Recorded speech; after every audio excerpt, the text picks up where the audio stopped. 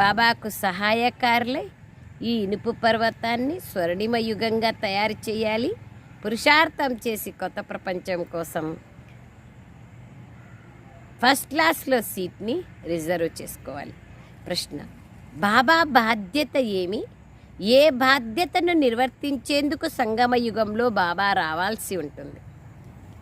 జవాబు: రోగగ్రస్తులైన మరియు దుఃఖితులైన పిల్లలను సుఖవంతులుగా చేయడం, మాయ యొక్క ఉచ్చు నుండి విడిపించి, అంటే మాయ యొక్క వల నుండి విడిపించి అపారమైన సుఖాన్ని ఇవ్వడం, ఇది బాబా యొక్క బాధ్యత. దీన్ని సంగమ యుగంలోనే బాబా పూర్తి చేస్తారు. నేను వచ్చిందే మీ అందరి దుఃఖాలను అంతం చేసి అందరిపైన కృప చూపించేందుకు.